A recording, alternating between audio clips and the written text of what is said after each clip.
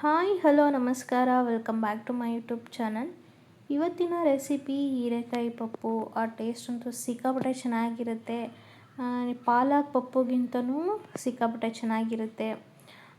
So ಹೇಗೆ ಮಾಡೋದು, ಏನೇನೆಲ್ಲ ಬೇಕು ಅನ್ನೋದನ್ನು ಕ್ವಿಕ್ಕಾಗಿ ನೋಡ್ಕೊಂಡು ಬರೋಣ ಬನ್ನಿ. ಅದಕ್ಕಿಂತ ಮುಂಚೆ ನನ್ನ ಚಾನಲ್ನ ಯಾರಾದರೂ ಸಬ್ಸ್ಕ್ರೈಬ್ ಮಾಡ್ಕೊಂಡಿಲ್ಲ ಅಂದರೆ ಈ ಕೂಡಲೇ ಸಬ್ಸ್ಕ್ರೈಬ್ ಮಾಡ್ಕೊಳ್ಳಿ. ಪಕ್ಕದಲ್ಲಿರೋ ಬೆಲ್ ಐಕನನ್ನು ಪ್ರೆಸ್ ಮಾಡಿ. ನೆಕ್ಸ್ಟು ಯಾವುದೇ ವೀಡಿಯೋ ಅಪ್ಲೋಡ್ ಮಾಡೋದು ನೋಟಿಫಿಕೇಷನ್ ಬರುತ್ತೆ ಅಂತ ಹೇಳ್ತಾ ವೀಡಿಯೋನ ಸ್ಟಾರ್ಟ್ ಮಾಡೋಣ. ನಾನು ಇಲ್ಲಿ 2 ಹೀರೆಕಾಯಿನ ತೊಗೊಂಡಿದ್ದೀನಿ. ವಾಶ್ ಮಾಡಿ ನೀಟಾಗಿ ಈ ಥರ ನಿಮಗೆ ಯಾವ ಶೇಪಲ್ಲಿ ಬೇಕಾದರೂ ಕಟ್ ಮಾಡ್ಕೋಬೋದು. ಬಟ್ ಹೀರೆಕಾಯಿ ಬೇಗ ಬೇಯೋ ಥರ ಸಣ್ಣ ಕಟ್ ಮಾಡಿಕೊಂಡ್ರೆ ಹೀರೆಕಾಯಿ ಎಲ್ಲ ಬೇಗ ಬೆಂದ್ಕೊಳ್ಳುತ್ತೆ. ಇಲ್ಲಿ ಒಂದು ಕುಕ್ಕರಿಗೆ 1 ಸಣ್ಣ ಕಪ್ ಆಗುವಷ್ಟು ತೊಗರಿಬೇಳೆ ತೊಗೊಂಡಿದ್ದೀನಿ. ನೀಟಾಗಿ ವಾಶ್ ಮಾಡಿ ಸೇರಿಸ್ಕೊತಾ ಇದ್ದೀನಿ. ಒಂದು 5ರಿಂದ 6 ಬೆಳ್ಳುಳ್ಳಿನ ಸೇರಿಸ್ಕೊತಾ ಇದ್ದೀನಿ. ಸಿಪ್ಪೆ ತೆಗೆದು ಸೇರಿಸ್ಕೋಬೋದು, ಇಲ್ಲಾಂದರೆ ಹಾಗೆ ಕೂಡ ಸೇರಿಸ್ಕೋಬೋದು. 1-2 ಒಣಮೆಣ್ಸಿಕಾಯಿ, 1 ಹಸಿಮೆಣ್ಸಿಕಾಯಿನ ಸೇರಿಸ್ತಾ ಇದ್ದೀನಿ. ಒಂದು ಸ್ವಲ್ಪ ಹುಣಸೆಹಣ್ಣು ಕೂಡ ಆ್ಯಡ್ ಮಾಡ್ತಾಯಿದ್ದೀನಿ. 2 ಸಣ್ಣದಾಗಿರೋ ಟೊಮ್ಯಾಟೊನ ಹೆಚ್ಚಿ ಸೇರಿಸ್ತಾ ಇದ್ದೀನಿ. 1 ದಪ್ಪ ಈರುಳ್ಳಿನ ಕಟ್ ಮಾಡಿ ಆ್ಯಡ್ ಮಾಡ್ತಾಯಿದ್ದೀನಿ. ಇದಕ್ಕೆ ನಾವು ಕಟ್ ಮಾಡಿ ಇಟ್ಕೊಂಡಿರುವಂತಹ ಹೀರೆಕಾಯಿನ ಇದಕ್ಕೆ ನಾನು ಸೇರಿಸ್ತಾ ಇದ್ದೀನಿ. ಹೀರೆಕಾಯಿಗೆ ನೀರು ಎಷ್ಟು ಬೇಕೋ ಅಷ್ಟನ್ನು ಆ್ಯಡ್ ಮಾಡ್ಕೊಳ್ಳಿ. ನೆಕ್ಸ್ಟ್ ಇದಕ್ಕೆ 1/4 ಟೇಬಲ್ ಸ್ಪೂನು ಅರಿಶಿನ ಹಾಕೋತಾ ಇದ್ದೀನಿ.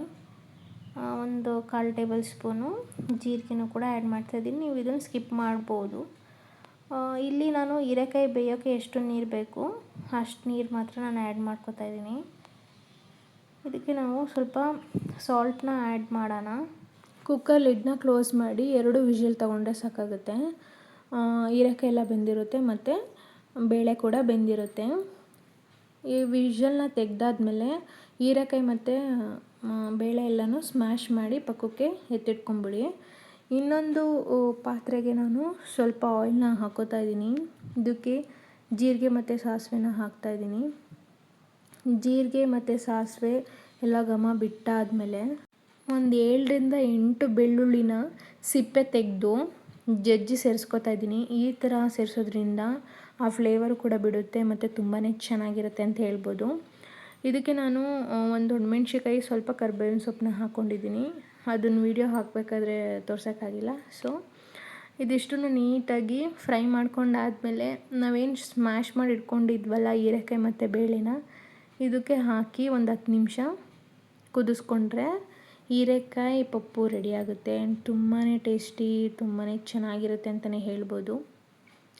10 ನಿಮಿಷ ನೀಟಾಗಿ ಕುದಿಸ್ಕೊಂಡಾದಮೇಲೆ ಸ್ವಲ್ಪ ಕೊತ್ತಂಬರಿ ಸೊಪ್ಪನ್ನ ಆ್ಯಡ್ ಮಾಡಿ. ತುಂಬ ಚೆನ್ನಾಗಿರುತ್ತೆ.